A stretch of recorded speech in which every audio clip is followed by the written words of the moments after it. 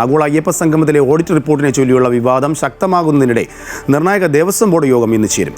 കണക്കുകളിലെ പൊരുത്തക്കേടിൽ വ്യക്തത വരുത്താനാണ് തീരുമാനം. പുതിയ ഓഡിറ്റ് റിപ്പോർട്ട് ഹൈക്കോടതിയിൽ സമർപ്പിക്കാനാണ് ബോർഡ് തയ്യാറെടുക്കുന്നത്. ഊരാളുങ്കൽ കമ്പനിയുടെ പ്രതിനിധികളും യോഗത്തിൽ പങ്കെടുക്കും. കണക്കുകൾ ഓഡിറ്റ് ചെയ്ത വിജയകുമാർ അസോസിയേറ്റ്സിനെയും യോഗത്തിലേക്ക് വിളിച്ചിട്ടുണ്ട്. വിവരങ്ങളുമായി അൻഫിറ്റ് ഡി സൂസ തിരുവനന്തപുരത്ത് നിന്ന് ചേരുന്നുണ്ട്. അൻഫിറ്റ്, എന്തായാലും ആക്ച്വൽ കണക്കും അവതരിപ്പിച്ച കണക്കുകളൊക്കെ ആകപ്പെടെ ഒരു സങ്കീർണമായ ഒരു സാഹചര്യമാണല്ലോ. അതൊരു വ്യക്തത വരുത്തേണ്ട ഉത്തരവാദിത്വം ദേവസ്വം ബോർഡിനുണ്ട്. കോടതിയിലും ഇത് ധരിപ്പിക്കേണ്ടതുണ്ട്. എന്നിട്ടും ഇത് യഥാർത്ഥ കണക്കല്ല എന്ന വാദം ഉന്നയിക്കുന്നതിൻ്റെ കൂട്ടത്തിലാണ് ഇപ്പോൾ ഓഡിറ്ററെയും വിളിച്ചിരിക്കുന്നത്. ഇതിൻ്റെ യാഥാർത്ഥ്യം എന്തെന്നറിയാനായി. എവിടെയാണ് ഈ പിഴവുകൾ സംഭവിച്ചിരിക്കുന്നത്? ഇതൊക്കെ ഈ മുഖ്യതൊക്കെയാണോ ഈ കണക്കുകൾ? രാജേഷ്, ഏറ്റവും നിർണായകമായ യോഗമാണ് ദേവസ്വം ബോർഡ് ആസ്ഥാനത്ത് നിന്ന് നടക്കാൻ പോകുന്നത്. കാരണം ദേവസ്വം കണക്കുകൾ, ദേവസ്വം ബോർഡിന്റെ ഓഡിറ്റ്, അയ്യപ്പ സംഗമവുമായി ബന്ധപ്പെട്ട ഓഡിറ്റിലെ കണക്കുകളിൽ അവ്യക്തത, വലിയ രീതിയിലുള്ള അവ്യക്തതയും പൊരുത്തക്കേടുകളുമാണുള്ളത്. യഥാർത്ഥ കണക്കല്ല ഹൈക്കോടതിയിൽ സമർപ്പിച്ചതെന്ന് ദേവസ്വം ബോർഡ് ഒരു വിഭാഗം വാദിക്കുന്നു.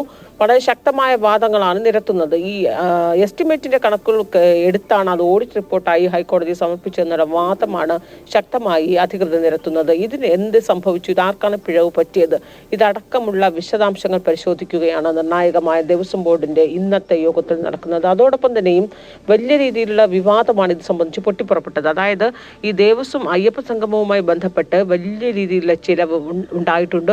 ഈ ചിലവ് നികത്താൻ കഴിയുന്നില്ല. ഹൈക്കോടതി നേരത്തെ തന്നെ ദേവസ്വം ശബരിമല അയ്യപ്പ സംഗമവുമായി ബന്ധപ്പെട്ട് സർക്കാരും ദേവസ്വം ബോർഡ് മുന്നോട്ട് പോകുമ്പോൾ ഒരു പൈസ പോലും ബോർഡിൽ നിന്ന് എടുക്കാൻ പാടില്ല, സർക്കാർ ഒരു പൈസ പോലും ഇതിന് ചിലവാക്കാൻ പാടില്ല, പൂർണ്ണമായും സ്പോൺസർഷിപ്പിൽ മാത്രമേ നടത്താൻ പാടുള്ളൂ എന്ന കർശന നിർദ്ദേശത്തോടു കൂടിയാണ് ഈ ആഗോള അയ്യപ്പ സംഗമം നടത്തിയത്. ഈ സംഗമം നടത്തി 3 മാസത്തിനുള്ളിൽ ഇതിന്റെ കൃത്യമായ ഓഡിറ്റ് കണക്ക് ഹൈക്കോടതിയിൽ സമർപ്പിക്കണമെന്നും കർശനമായ നിർദ്ദേശമുണ്ടായിരുന്നു. എന്നാൽ ആ റിപ്പോർട്ട് സമർപ്പിക്കാൻ പോലും വൈകിയതിൽ കോടതിയുടെ ഭാഗത്തു നിന്ന് പരാമർശമൊക്കെ ഉണ്ടായി. അതിനുശേഷമാണ് സ്പെഷ്യൽ ദേവസ്വം കമ്മീഷണർ ഈ ഓഡിറ്റ് റിപ്പോർട്ട് കോടതിയിൽ സമർപ്പിച്ചത്.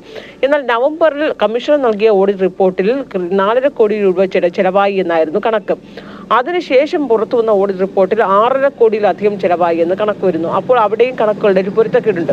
എന്നാൽ ദേവസ്വം കമ്മീഷണറായിട്ട് ഈ ദേവസ്വം ബോർഡ് പ്രസിഡന്റ് ആകട്ടെ ഇത്രയേറെ ചിലവ് ഉണ്ടായിട്ടില്ല എന്ന് ദേവസ്വം പ്രസിഡന്റ് പറയുന്നു. മാത്രമല്ല, ഈ അധികമായി ചിലവാക്കി എന്ന് പറയുന്നത് ബോർഡിൽ നിന്ന് പിരിച്ചെടുത്ത തുക അത് ബോർഡ് തിരിച്ചടയ്ക്കാനായി കഴിഞ്ഞിട്ടില്ല.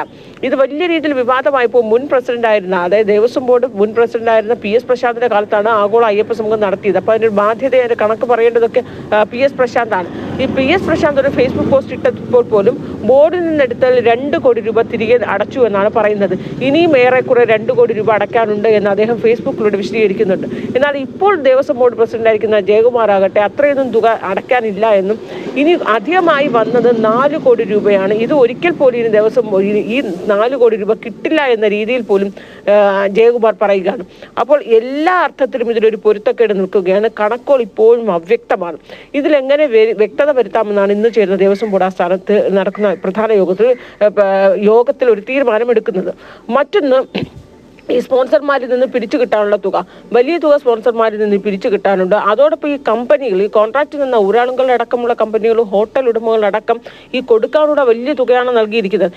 ഈ തുക ഇനി ഇവരുമായി സംസാരിക്കുമ്പോൾ ഇവർ എത്രത്തോളം അതിന് തയ്യാറാകുമെന്നുള്ളത്, അതായത് ഇപ്പോൾ കിട്ടുന്ന തുക വാങ്ങി അവർ മിണ്ടാതെ മടങ്ങിപ്പോകുമോ, അത് കൂടുതൽ തർക്കങ്ങളിലേക്ക് വരുമോ എന്നതൊക്കെ തന്നെയും ഇന്ന് ചേർന്ന യോഗത്തിൽ അറിയാൻ പറ്റും. കാരണം ഈ പ്രതിനിധികളൊക്കെ തന്നെ ഈ യോഗത്തിൽ പങ്കെടുക്കുന്നുണ്ട്. ഊരാളുങ്കൽ സൊസൈറ്റിയുടെ പ്രതിനിധികളും മറ്റ് കമ്പനികളുടെ പ്രതിനിധികളും ഈ യോഗത്തിൽ പങ്കെടുക്കുന്നുണ്ട്. അതോടൊപ്പം തന്നെ ഈ ഓഡിറ്റ് ചെയ്ത പ്രതിനിധികൾ, അതായത് വിജയ അസോസിയേറ്റ്സ് ആണ് ഓഡിറ്റ് ചെയ്തത്, അവരുടെ പ്രതിനിധികളും ഇന്നത്തെ യോഗത്തിൽ പങ്കെടുക്കുന്നുണ്ട്. ഇവർക്ക് എവിടെ നിന്നാണ് ഈ കണക്കുകൾ ലഭിച്ചത്?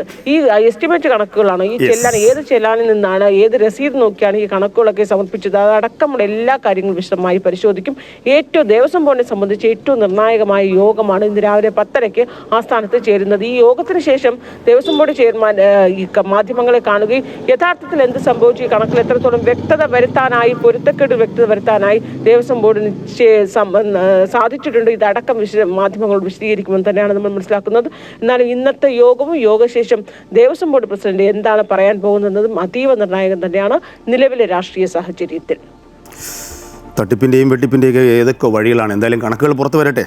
അൻഫിൽറ്റാണ് തിരുവനന്തപുരത്ത് നിന്നും വിശദാംശങ്ങൾ നൽകിയത്.